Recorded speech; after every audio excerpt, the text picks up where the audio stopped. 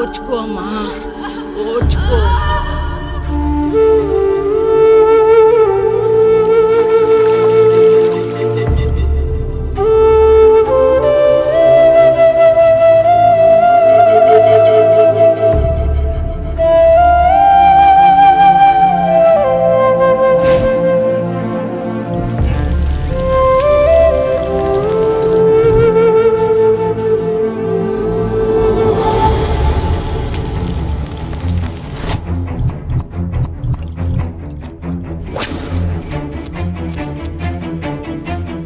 కొంచెం ఓర్చుకో, ఒక గంట ఆగితే ఆ దేవుడు కరుణిస్తాడు.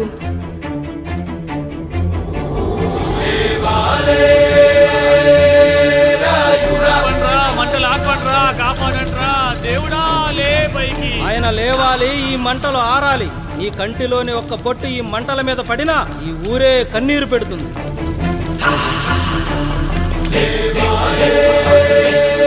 ఈరోజు మన ఊరాచారం నా వల్ల గోదావరిలో కలిసేలా ఉందిరా. భగవంతుడా, ఒక్క 5 నిమిషాలు, ఒక్క 5 నిమిషాలు నా ఈ పిల్లడ బిగించి తండ్రి. సన్నని చిరుకులు వడగలుగా మారి పిడుగుల రూపంలో బయటకు వస్తున్నాయిరా. నాలోని బాధ అనిచేది ఇప్పుడు. ఇంకొక 5 నిమిషాలు అంతే, నీళ్ళు సిద్ధంగా ఉంచుకోండి. ఆగు, ఎవరు చెప్పారా డెలివరీకి టైం అయిందని? ఆ దేవుడు నిద్ర లేచే వరకు ఈ ఊరు ఒత్త కూడా పోసుకోదు. ఇంకా 5 నిమిషాలు లేట్ అయితే ఆవిడ పేరు ముందు లేట్ పడుతుంది. అది చచ్చినా ఆ బిడ్డ వచ్చినా ఆ దేవుడు మంచం దిగి నేల మీద పడ్డాకే నీ కత్తి దాని ఒంట్లో దిగాలి. శభాష్ రా సమ్రా. ఇంకా నా వల్ల కాదురా, నా వల్ల కాదు. ఒక్క చుక్క కింద పడ్డా నేను చంపేస్తానురా. గొంతులో ప్రాణం పైకి పోవాలి గాని గుంటలో నీళ్లు కిందకి రాకూడదు. దేవుడు లేస్తాడు, 5 నిమిషాల్లో లేస్తాడు. ఓర్చుకో.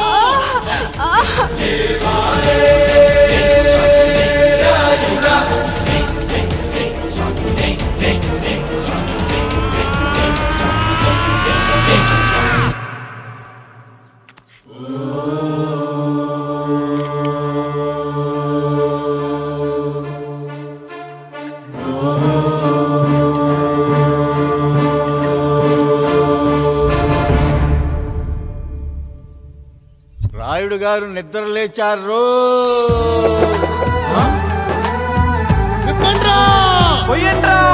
నీవు శారదా లగెత్తండి.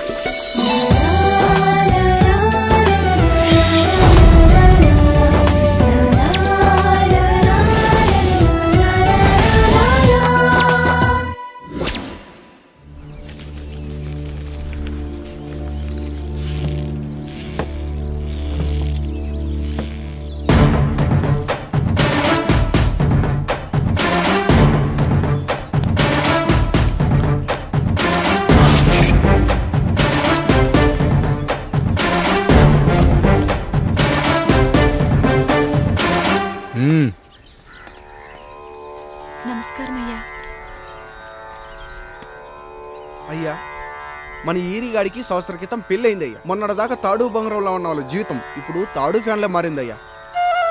తన భర్తకి తల్లిదండ్రులు ఎక్కువయ్యారయ్యా.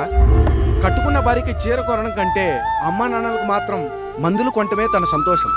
పొద్దున లేచిన దగ్గర నుంచి తల్లిదండ్రుల పనులు, పెళ్ళ ముద్దు ముచ్చట తీర్చట్లేదని తల్లిదండ్రులను వృద్ధాశ్రమంలో చేరిస్తే తను తన భర్త సంతోషంగా ఉంటామని వీరిగాడి భార్య సావిత్రి రచ్చబండి ఫిర్యాదు చేసిందయ్యా. చూడమ్మా, ప్రతి స్త్రీ జీవితం 3 ఆకులతో ముడిపడి ఉంటుంది. పెళ్లిల్లో మావిడాకులు, శోభనం గదిలో తమలపాకులు, ఆ తర్వాత భర్తతో విడాకులు. మావిడాకులు గుమ్మానికి కట్టొచ్చు, తమలపాకులతో కిల్లీలు కట్టొచ్చు, కానీ విడాకులతో కాపురాలను కట్టలేమమ్మా, కట్టలేం. నన్నేం చేయమంటారు? నాకంటూ కోరికలుండవా? భర్తతో సరదాగా ఒక్కదాన్నే గొడవ పడాలని, ఆయన కష్టపడి అలిసొస్తే పక్కింటి వాళ్ల కబుర్లన్నీ చెప్పాలని, వచ్చిన జీతం మొత్తం చేతికిచ్చాక నేనే 10వ పరకో చేతిలో పెడితే ఆయన కళ్ళల్లో ఆనందం చూడాలని నాకనిపించదా? ఎంతసేపు అమ్మా నాన్న అంటూ వాళ్ళ కొంగు పట్టుకుని తిరగడమే తప్ప నా పైట పట్టుకుని తిరిగిందే లేదు. నాకు విడాకులొద్దు, నా భర్త నాకు కావాలి. ఎరా, నీ భార్య చెప్పింది విన్నావుగా, ఏమంటావు? అయ్యా, మీరు నా వైపు కూడా ఆలోచించండి అయ్యా. 9 నెలలు నా తల్లి కష్టపడి కనీ పెంచితే 20 ఏళ్ళు నా తండ్రి నన్ను పోషించాడు. నిన్నగాక మొన్నొచ్చింది. ఇది మమ్మల్ని విడదీయాలంటే ఎలాగయ్యా? నాకు నా పిల్లం కంటే నా తల్లిదండ్రులు ఎక్కువయ్యా. మరి పెళ్ళెందుకు చేసుకున్నావురా? పక్కూళ్ళో పనికెళ్తుంటే అక్కడ మెస్ భోజనం పడట్లేదయ్యా. ఇల్లామంటే పని మనిషి అనుకుంటున్నావారా? అసలేమనుకుంటున్నావురా? ఆడదంటే నీకంటే చిన్నదవుతే చెల్లవుతుంది, పెద్దదైతే అక్క అవుతుంది, పెళ్లి చేసుకుంటే భార్య అవుతుంది, ఆ తరువాత తల్లి అవుతుంది. మగాడేముందిరా, ఆఫ్టర్ ఆల్ తండ్రి అవ్వగలడు. మగాడు పురుషుడు అని పలకాలంటే పెద్ద కష్టమేమీ లేదు. కానీ స్త్రీ అని పలకాలంటే నోట్లో కండరాలు, నాలుక అష్టవంకరలు తిరిగి కష్టపడాలరా. స్త్రీ జీవితం కూడా అంతే. మన దేశంలో స్త్రీని గౌరవించడం తరతరాలుగా వస్తున్న సాంప్రదాయం. ఆ సాంప్రదాయం ఎంత గొప్పదంటే జంతువుల్ని కూడా పిల్లి పిల్ల, కుక్క పిల్ల, పంది పిల్ల అంటాం గాని కుక్క పిల్లోడు, పిల్లి పిల్లోడు, పంది పిల్లోడు అని అనమరా. అంత గొప్పదిరా మన సాంప్రదాయం. మీరు ఎన్నైనా చెప్పండి, దాన్ని ఏలుకోవటం నా వల్ల కాదయ్యా. రేయ్, కడుపులో బిడ్డ ఆడపిల్ల అని తెలిసి ఉంచాలా ఊడ్చాలా అని ఆలోచిస్తుంటే పుడతామో చస్తామో తెలియని పరిస్థితుల్లో ఎలాగోలా పుట్టేసి పెరిగేసి ఎదిగేస్తున్న టైంలో తను పుట్టింది తన కోసం కాదు, ఎక్కడో పుట్టిన ఏదో కోసం అన్న విషయం తెలిసాక అమ్మ నాన్న కలిసి 1 కిలో లడ్డూలు, 1 కిలో చెగోడీలు పెట్టి దున్నపోతు లాంటి ఓ పెళ్లి కొడుకును తీసుకొచ్చి తల దించుకొని పెళ్లిలో కళ్ళు దించుకొని శోభన గదిలో పడుకుంటే గుండెల మీద తాలి బరువు, శరీరం మీద వాడి బరువు మోసి మోసి వాడు వేసిన విత్తనాన్ని 9 నెలలు మోసి మోసి ఓ పండంటు బిడ్డకు జన్మనిచ్చి ప్రతిరోజు కోడి కంటే ముందే నిద్రలేచి నుదిటిన బొట్టు పెట్టి, వాకిట్లో ముగ్గు పెట్టి, స్టవ్ మీద గిన్నె పెట్టి, అందులో పాలు మరగబెట్టి, కాఫీ పొడి టీ పొడి కలిపి పెట్టి, పిల్లల నోటికి తిండి పెట్టి, వాళ్ళను బడికి ఎల్లగొట్టి, నిన్ను ఆఫీస్ కు తరిమి కొట్టి, ఒక చేత రిమోట్ మరో చేత కత్తిపీట పట్టుకొని ఛానల్స్ మార్చి మార్చి కూరగాయలు తరిగి తరిగి 11 గంటలకు మా ఊరి వంట, 12 గంటలకు స్టార్ మహిళ చూస్తూ వీటి మధ్యలో వంట చేస్తూ కూరెక్కడ మాడిపోతుందో అన్న టెన్షన్ లో బ్రేక్ మధ్యలో అత్తగారికి అన్నం పెట్టి ఉద్దమందారం, ఆడదే ఆధారం, మనసు మమత, గోకులంలో సీత, స్వాతి చినుకులు అంటూ పగలు రాత్రి తేడా లేకుండా సీరియల్లో సమస్యల్ని తన సమస్యలుగా భావించి బరువెక్కిన గుండెతో అలిసొచ్చిన భర్తకు గుప్పెడంత మాడిపోయిన ఉప్మా పెట్టి అప్పుడు తిని పడుకుంటుందిరా. అదిరా ఆడదంటే. అలాంటి నీ భార్యను వదిలేస్తానంటావా? Bloody fool!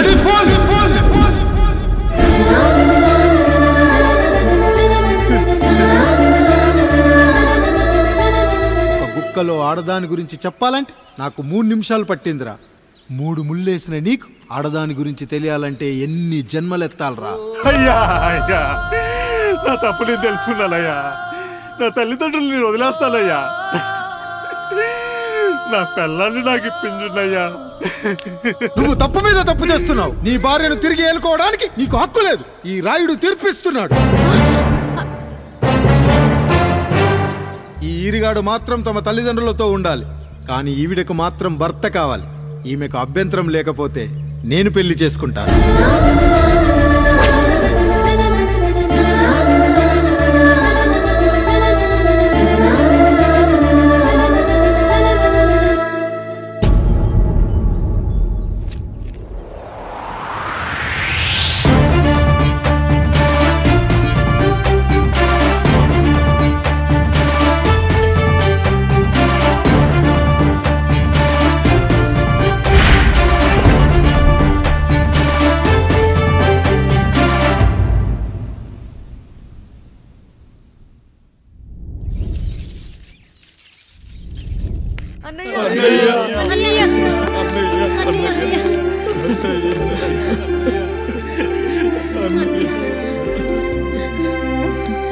రాత్రి చాలా భయం వేసిందనయ్యా.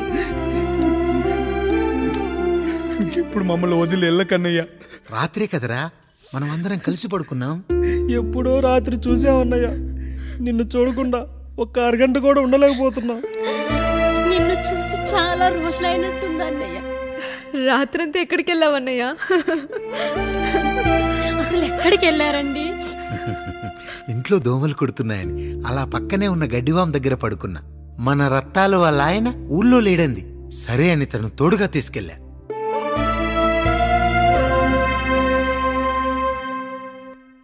సావుకటే మీ కుటుంబం నుంచి మిమ్మల్ని విడదీయాలయ్యా. అప్పటి వరకు మేము కళ్ళు తెరిస్తే మా కళ్ళ ముందు ఉండాలి, కళ్ళు మూస్తే మా కళ్ళలో ఉండాలయ్యా. నమస్కారం రాయుడు గారు.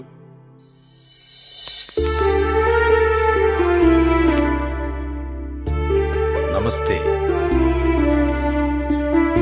ఏం జడ్జి గారు ఎప్పుడొచ్చారు? ఇప్పుడే. రాయుడు గారు, మీ కుటుంబం గురించి వినడమే గాని ఇప్పుడే చూస్తున్నాను. ఒక్కసారి మీ కుటుంబ సభ్యుల్ని నాకు పరిచయం చేయండి రాయుడు గారు. వాళ్ళు నా తమ్ముళ్ళు. నమస్కారం. మొత్తం ముగ్గురా? కాదు, నలుగురు. వాడు వేరే షూట్లో ఉన్నాడు. వీళ్ళు నా చెల్లెళ్ళు. నమస్కారం తల్లి. వీళ్ళు నా భార్యలు. నమస్కారం అమ్మా.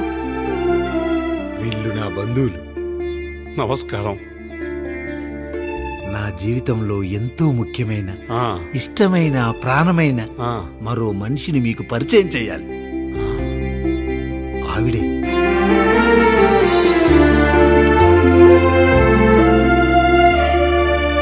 నమస్తే తల్లి. ఆవిడ మా పని మనిషి. తను వాళ్ళ అమ్మాయి. నాకు కూతురు లాంటిదే.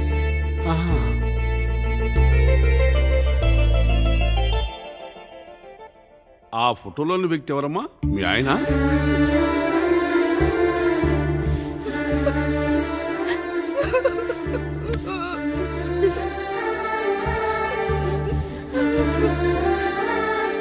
చనిపోయారా?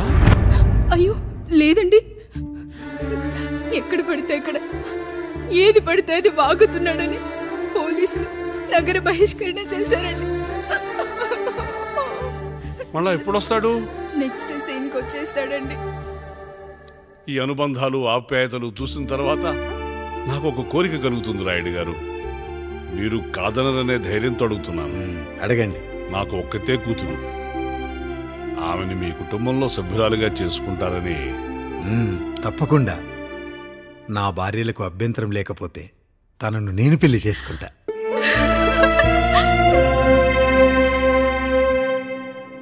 అయ్యో, మీరు పొరపాటుగా అర్థం చేసుకున్నారు. మీ పెద్ద తమ్ముడికి ఇచ్చి చేస్తారని.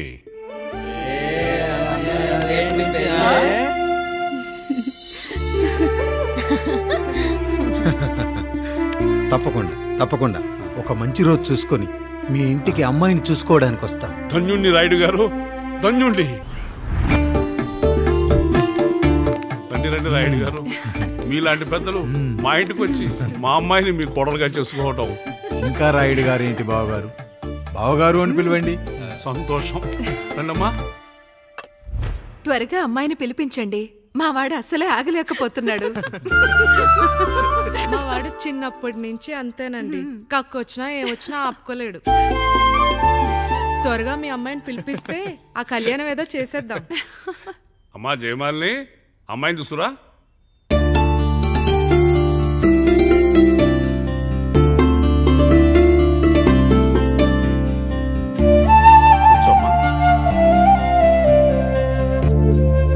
నువ్వు కూడా అబ్బాయిని చూడమ్మా.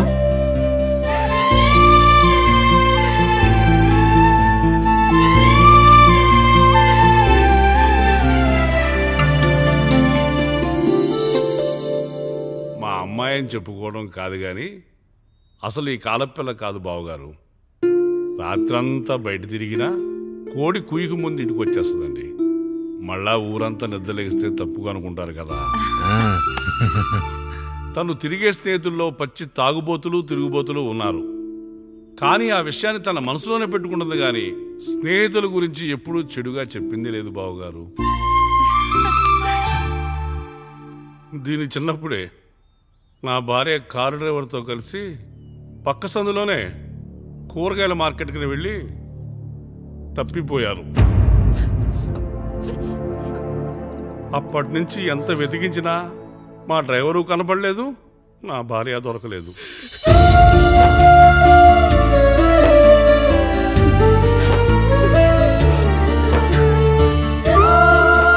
అమ్మ నాకు చాలా ప్రేమ పంచింది నాన్న. అది ఊరంతా పంచుతానంటుంది నా బిడ్డ. నేను కాదనలేదు. అలాంటి నా కూతురు ఇవాళ మీ కోడలవటం నిజంగా నా అదృష్టం బావగారు. ఈ రోజు నుంచి మీ అమ్మాయి మా ఇంటి బిడ్డ. అమ్మాయి నచ్చిందా బాబు? నచ్చిందా?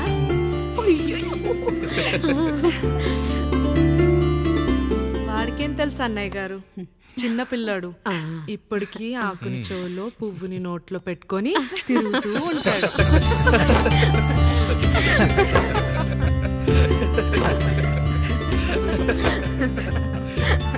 ఇకంత శుభం అన్నమాట.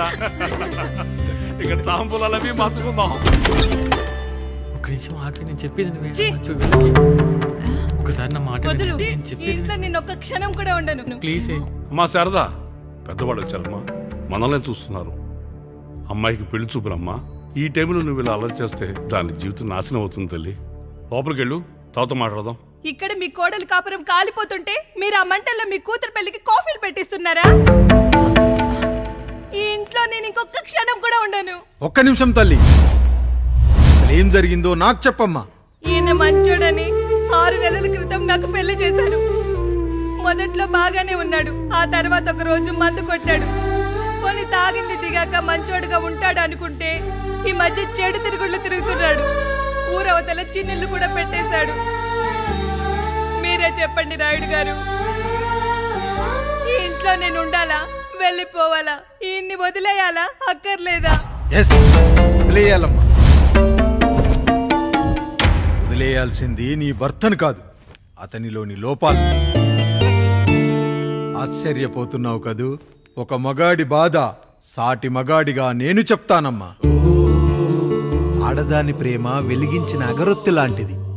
ఒకడు వెలిగించగానే కొన్ని గంటల్లో బూడిదైపోతుంది. కానీ మగాడి ప్రేమ దీపం లాంటిది. తను కాలుతూ కూడా నలుగురిని వెలిగించుకుంటాడు. ఆ వెలుగులో ఆనందాన్ని వెతుక్కుంటాడు. చూడమ్మా శారద, నువ్వు కాకిలోని నలుపును చూస్తున్నావు, నేను దాని రెట్టలో తెలుపును చూస్తున్నాను.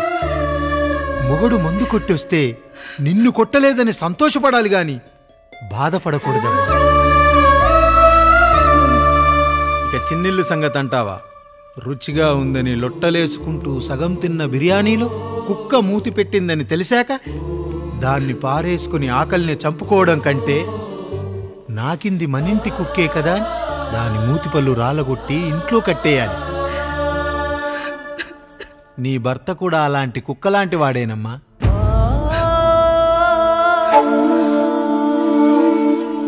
ఆడదానికి వయసొచ్చాక 3 ముళ్ళేసుకొని 90 ఏళ్ల జీవితం గురించి కలలు కంటుంది. అదే మగాడు 3 ముక్కలాడి 90 ml మందేయాలని కలలు కంటాడు. హౌస్లోనికి హౌస్ కీపింగ్కి తేడా తెలియని అమాయకపు జాతి అమ్మా మా మగజాతి. పండగ పూట తినే పాయసం రుచి గురించి మీకు తెలిసి ఉండొచ్చు. కానీ గరళం కంటే చేదుగా ఉన్న బ్రాందీని కక్కలేక మింగలేక తాగే ఆ బాధ ఒక్క మగాళ్లకు మాత్రమే తెలుస్తుంది. కష్టాల్లో ఓదార్చిన మందును సుఖాల్లో మర్చిపోకూడదని తాగడమే కాని మాకు మాత్రం తాగాలని ఆశుంటుందా తల్లి? చివరిగా ఒక్క మాట, కష్టాలు పొంగల్లో మిరియాల్లా మనకే వస్తాయి, కానీ సంతోషాలు ఉప్మాలో జీడిపప్పులా పక్కనోడుతూ ఉంటాయి. ఎదుటివాడి ఉప్మాలో కూడా పనికిరాని కరివేపాకుంటుందని సర్దుకుపోవడమే జీవితమమ్మా. రాయుడు గారు, నన్ను క్షమించండి. రాయుడు గారు, నన్ను క్షమించండి. నా తప్పు నేను తెలుసుకున్నాను. ఈ రోజు నా 2 బిడ్డల జీవితాన్ని కాపాడారు రాయుడు గారు. ఈ శుభ కార్యక్రమాన్ని కూడా మీరే జరిపించండి. తప్పకుండా.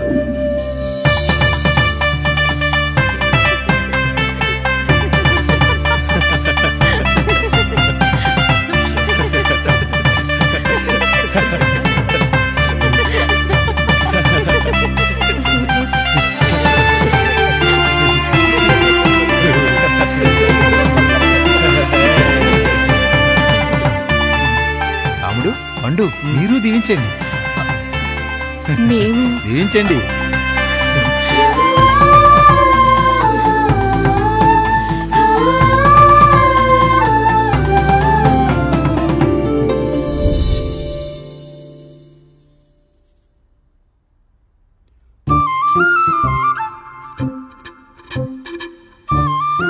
తింటారా?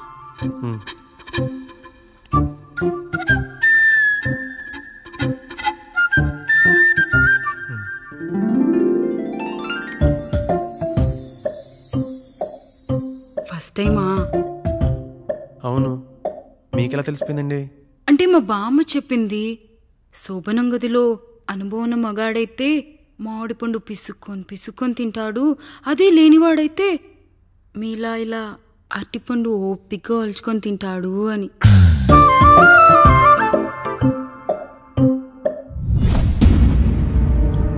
ఏంటవి?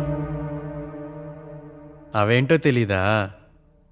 ఫ్రెండ్స్కి పెళ్ళని చెప్తే హ్యాపీ బర్త్డే అనుకొని బెలూన్స్ ఇచ్చారు, ఫీల్ అవుతారు కదా అని 4 అక్కడ కట్టాను.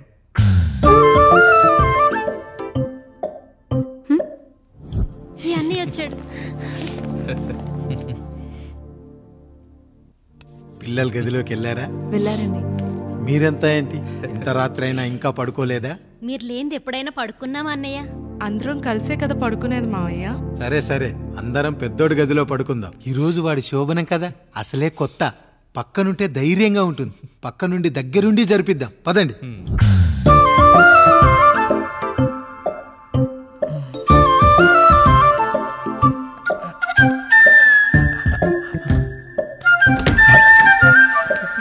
కానివ్వండి రా, కానివ్వండి కానివ్వండి.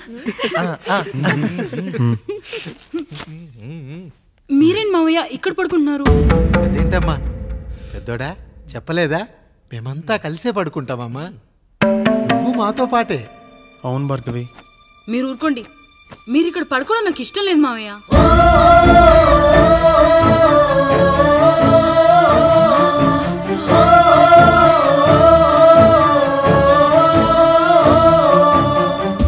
అదేంటమ్మా అలా అంటావు?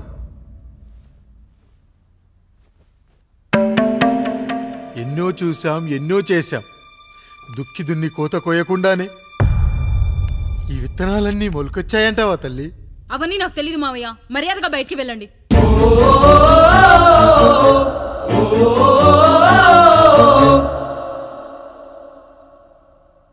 కనీసం ఆ మూలనైనా పడుకుంటామమ్మా, నువ్వైనా చెప్పరా పెద్దోడా? అంటే తను ఇబ్బంది పడుతుంది కదా నాన్న.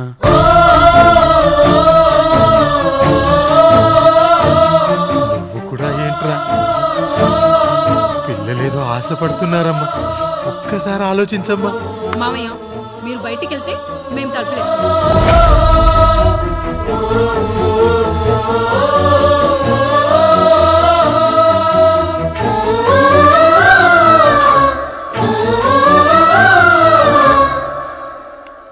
వేసుకోండి అమ్మా, వేసుకోండి, తలుపులు వేసుకోండి.